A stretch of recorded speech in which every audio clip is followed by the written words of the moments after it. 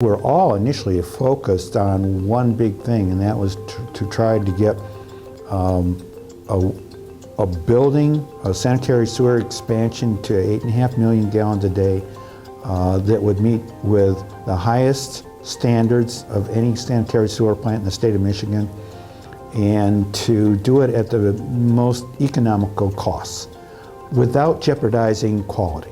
We met, the township met, we all met and discussed this over, I think 2-3 months, the pluses and minuses of going with a construction manager. We were about, I would say, 80% done with the design at that time. Everybody was on pretty much the same page. We should go with a construction manager. And Spence Brothers came out as the construction manager. The contract was signed for the $51,295, and that included a contingency, I believe it was around like $2.4 million.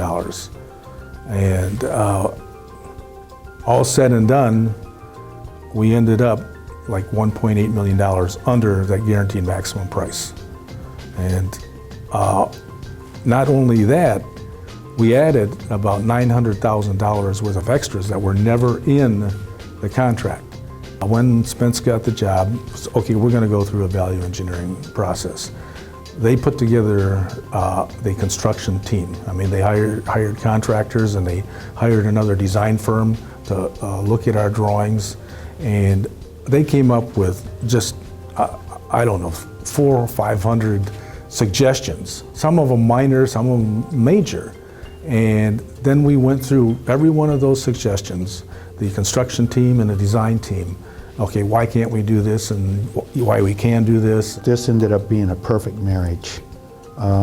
Spence was very good about detailing things out. The engineers were looking at it and saying, agreeing with or disagreeing with, and coming up with a combination of different solutions to problems and solutions to save money over a different period for how they would actually accomplish those goals. I couldn't believe how well they worked together.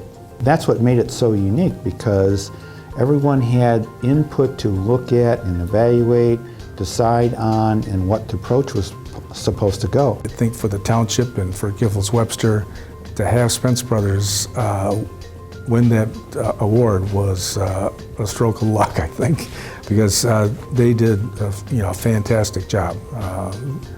The integrity of the group and the way they managed the job from the beginning to the end was excellent. If I were a conductor of a musical with violins and trombones and drums, I couldn't have had a better musical composition. It was almost as if somebody was waving a wand at everybody, because you just saw bulldozers going here and machines going here and sewer lines being connected over there, wiring being over this section. It was just as pretty a picture as you can imagine.